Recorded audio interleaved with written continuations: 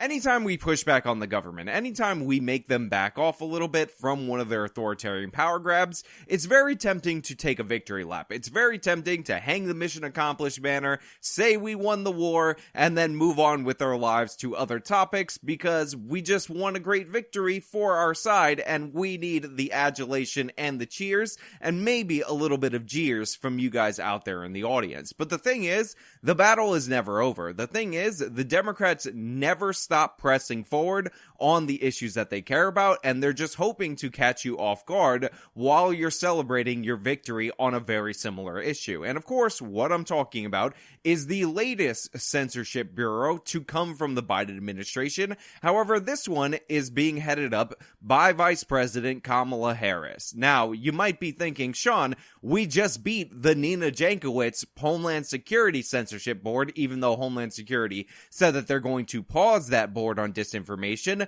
But no, you're wrong. Even though that one was defeated, even though Jankowicz was thrown out into the street where she belongs, she had to go cry on Chris Hayes' show. It turns out the government is coming right back at us. They're putting Kamala Harris out there to target your speech on the internet. And no, this is not exaggeration. This is not hyperbole. But this time it's under the guise of harassment. And of course, misinformation and disinformation, and of course, fighting racism.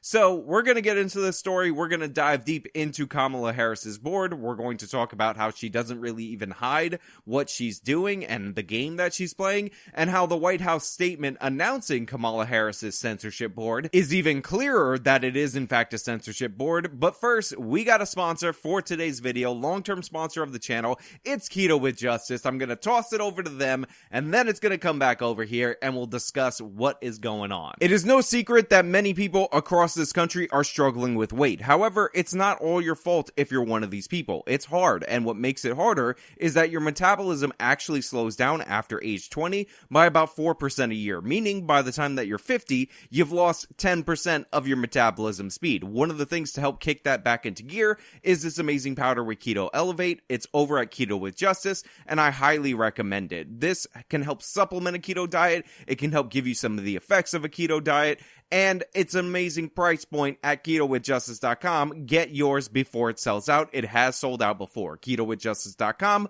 my link, pinned comment, and in the top of the description. So America's favorite vice president, probably the most qualified and charismatic politician in American history, Kamala Harris, recently did a press conference about cyber harassment and its disproportionate effects on marginalized people. All these marginalized people are being harassed by people on the internet.com, and these people have now been upgraded from people who don't like when somebody speaks against them on the internet and can't deal with annoyances on the internet that everybody on the internet has to deal with, to survivors of online cyber violence and harassment. Over half of the LGBTQ plus people in our country are survivors of severe harassment.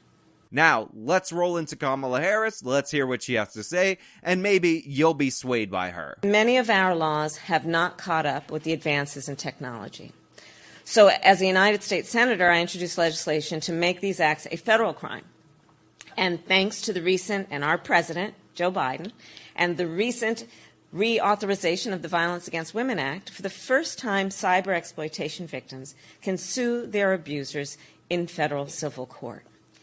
And this is progress. So I'm not sure about the specifics of what Kamala Harris is talking about in this instance, but if she is actually talking about legitimate harassment that occurs over the internet, that's part of a pattern of harassment, and your ability to sue people for that in a way that you couldn't sue them before based on the fact that the harassment would have to be in person or would have to be phone calls and the laws weren't updated for the internet, then this is totally fine. Now, I'm not sure I believe her in this instance, but again, at least we're talking about a law passed by Congress that is targeting a very specific behavior. Now, Kamala sets it up in this way. She talks about actual harassment, which is an actual crime, in order to lead into her new function as vice president, the new job that she's going to take on and do halfway, if at all. Most of them she doesn't do at all, which of course is dealing with the online internet bullies that harass the minorities right here on the internet.com. Yet, we still have so much more work to do to protect people from online harassment and abuse. which is why the work of this task force is so important. Context. Well, the internet is an essential part of life in the 21st century. Can't get around it. Can't get around without it. Can't get around it. Can't get around without it. And for far too many people, and Sloan told her story, the internet is a place of fear. So again, you see the transition right there. We talked about something that had to do with the law. We talked about criminally prosecutable behavior that actually has to withstand constitutional muster. And then Kamala's like, the internet is also a place of fear. Where have we heard this before? From Anita Sarkeesian, from that other chick with the blue hair that testified at the UN, from all the advocates of online censorship. It appears that they are speaking through Kamala Harris right at this moment. And then she tries to throw some numbers at us, and I just want you guys to really think about what she's saying with these numbers. 1 in 3 women under the age of 35 report being sexually harassed online. 1 in 3 women under 35 report that they were sexually harassed on the internet.com. First and foremost, you had to really stretch that out. You had to really twist up those numbers in order to get a high 1 in 3 number for this problem to seem more dramatic. Second of all, if you are being sexually harassed online, if people are bothering you on the internet, there's a new function on the internet called a block function, a mute function if you're on Twitter, or a block function on Twitter, or this crazy function of not interacting with people that you don't like. The idea that 1 in 3 women are being sexually harassed and this should be treated in the same light as sexual harassment, like by your employer in the workplace, is ridiculous and absurd in every way. And the idea that people saying you're attractive or you're something something or you're unattractive or whatever the rude comments, which by the way they definitely exist on the internet, has risen to the level that the White House has to deal with it, is also crazy. On top of that, don't forget, I did notice the fact that the White House had to disable comments for this video because they don't want you to be able to comment on how ridiculous Kamala Harris and this whole song and dance is. But it's about to get even worse because rather than reducing the pool of women in order to get a higher number so you could think it's a bigger threat, she's going to move even further to the more marginalized people, starting, of course, with the gays. Over half of the LGBTQ plus people in our country are survivors of severe harassment. Over half of the LGBT plus people in our country are survivors of severe harassment on the internet. That's right, of course, we gotta go to the gays, it's Pride Month, we gotta talk about their pain and suffering and the criticism that they have to deal with, and it turns out over half of these oversensitive people who complain about everything say that they're survivors of online comments that they didn't like. Nearly 1 in 4 Asian Americans report being called an offensive name, usually motivated by racism. 1 in 4 Asian Americans report, and get ready for this, because this might shock you, being called an offensive name while online. 1 in 4 Asian Americans have been called, once in their life, an offensive name on the internet. And usually, she doesn't have specific numbers on this, but I'm sure it's like 98%. That offensive name is motivated, because they're mind reading the motivation behind the person, by racism. Wow. Asian hate has taken new forms. Ignore all the crimes and the murders and who's doing those crimes and who's doing those murders. Ignore all of that. But let's just talk about the Asian hate online. 1 in 4 have been called a mean name. Being called an offensive name online. Now, I get called a bunch of mean names on the internet, but granted, I am far more of a public figure than most people on the internet.com. But when this happens, when people call me rude names, I don't get mad. I don't get angry. I don't get upset. I don't call social media companies. I don't call my congressman, my state representative, my senator. I don't contact the White House and demand that they put together a censorship board in order to address the mean things that are being sent about me. I handle it like an adult. I actually look up the IP address of the person who did it, find out their social security number, and open a series of credit cards in their name, steal their identity, and ruin their lives. And if I find out that they have children or anything like that, I will call them repeatedly and tell them that their children just got kicked out of school so that they rush down to the school. And then I take it one step further. I'll actually order a bunch of pizzas to their address and not pay for it. That's how high level uncomfortable I get when I go into these situations. Just kidding. Don't ever do that. I definitely don't do that. And this is not an endorsement of identity theft or any of the other things that are involved in this situation. It's just a joke. Everybody relax. I know you people out there that can't detect jokes. And black people who have been harassed online in our country are 3 times more likely to be targeted, again, because of their race. And black people that are online are 3 times more likely to be targeted because of their race. Now, to be clear, this doesn't surprise me. The fact that this data is out there on the internet, I don't find shocking, because what people do on the internet.com when they're trying to leave negative comments about you is they try to figure out what's the thing that bothers you, an easy go-to so that they can get under your skin. And for a lot of minorities, doing something or saying something racist as a way to get under their skin 100% works. This is why, disproportionately, I'm sure black people get comments about their skin. This is one of the reasons why when people are trying to attack a white person, they do the same thing, because they're trying to get that thing that bugs you. And for women, it's their appearance, which means sexual harassment, according to Kamala Harris. For ethnic minorities and for men, maybe the race, maybe the sexuality, whatever you can go for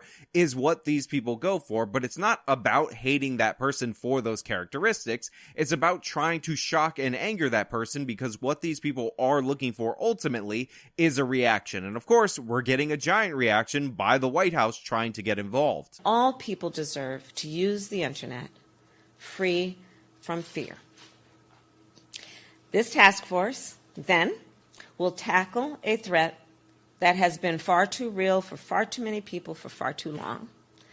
And the recommendations of this group and the extended group of experts and those who have been advocates in this space for so long, the collective work will help modernize the federal government's response to violence against women and people of all genders. Now, Kamala Harris, understandably, was incredibly vague throughout the course of this press conference. A lot of platitudes, a lot of nonsense, but you could tell by the data that she's using that what she's talking about is protected speech. You're allowed to attack people because they're women. You're allowed to attack people because they're black. All of that may be distasteful. You probably shouldn't do it, but all of that is protected under the First Amendment. So this is yet again another way of the government trying to go outside the bounds of their power in order to censor your speech. And if you don't believe it from Kamala Harris's press conference, if you don't believe it from the alleged data that she cited during the course of that press conference, you can actually look at the press release and read it for yourself.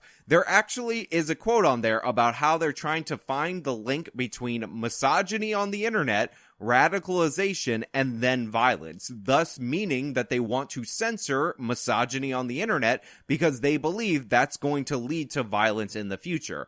On top of that, they're going to be providing recommendations for government agencies, local law enforcement, and for private companies on how to deal with this problem. And remember, these are recommendations coming from the federal government. When somebody points a gun at you and gives you a recommendation, typically you comply because you don't want to get shot. All of these government officials threaten to regulate the social media companies in ways that would hurt them unless they comply, because this is their end around of the First Amendment. And in fact, there are actually lawsuits pending against the federal government for them using their recommendations in order to get social media companies to censor information they didn't like on their behalf. So we already have instances of this happening. This is yet another mechanism of the Biden administration trying to control the legitimate parameters of debate under the guise of ending internet meanies and harassment. But again, it gets worse when you look into it even further. In a paragraph on the White House's statement announcing this board, they actually expand the group of people that should be protected from this internet meanies and harassment and people that disagree with them. And the list is a little more expansive than what Kamala Harris was talking about with the LGBTs and the minorities, etc.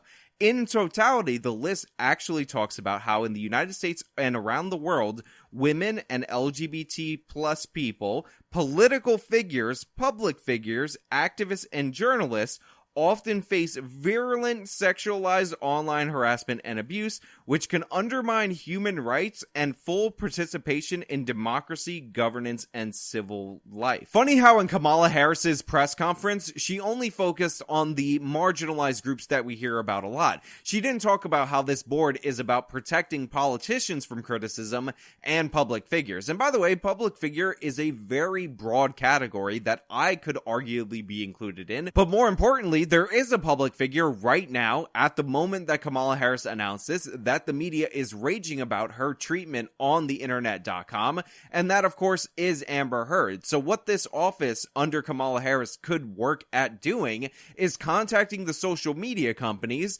and then recommending through the barrel of a gun, through the threat of regulation, that people kill off the legitimate criticism of this woman, Amber Heard, who's clearly being sexually harassed, according to Kamala Harris, based on the fact that she's a woman and she's marginalized by being a public figure. My dog stepped on a bee. My dad has to pee. My mom's stuck in a tree. My squirrel got bit by a flea. Without my glasses, I cannot see. My child spilled my tea. I sharted on Santa's knee. I want to learn Tai Chi. You turned her against me! Also, alleged harassment against politicians like Alexandria Ocasio-Cortez could be something that the White House could be targeting. Because remember, Ben Shapiro challenged her to a debate, and Ocasio-Cortez called that catcalling, aka a form of sexual harassment, which is not something that she saved exclusively for Ben Shapiro in that moment. This is a broad purpose board intended to censor the internet, and it's doing so based on the idea that words and violence are actually not two separate things. And in fact, if you allow free speech on the internet.com, if you allow alleged harassment, you're going to get mass casualty events like mass shootings, because we all know the reason why people are doing these crazy crimes has nothing to do with them and their own actions and them being individuals responsible for those actions, and has everything to do with the fact that Kamala Harris doesn't like the fact that people bring up that she got to her first position in politics by sleeping with Willie Brown, a political boss who was married in San Francisco. Because even though that's 100% true, and that's how she got not only her first, but her second job in politics by sleeping with a political boss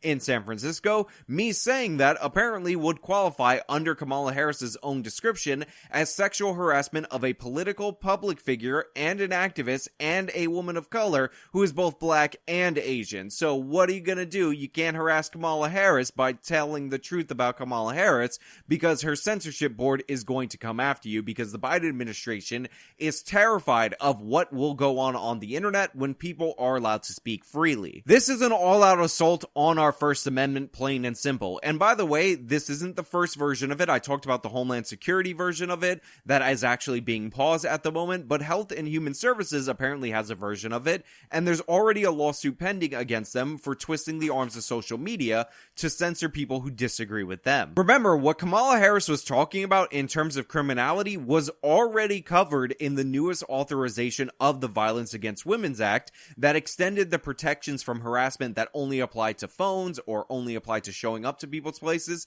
to harassment that occurs over the internet. So we're already, by the very nature of the announcement of this board, past the legal definitions of harassment and into the colloquial definition of harassment, which is often just a code word for words and phrases that people in power like Kamala Harris do not like. We can't stand for it. We have to push back against it. We have to call it what it is. Yet another attempt of the Biden administration in an authoritarian manner to censor his political opposition. But hey, those are just my thoughts. Let me know your thoughts down in the comments below. If you like the video, show me by leaving a like, subscribe for more content, follow me on all my social media, support me via the support links in the description box of this video. This has been me talking about Kamala Harris's censorship board.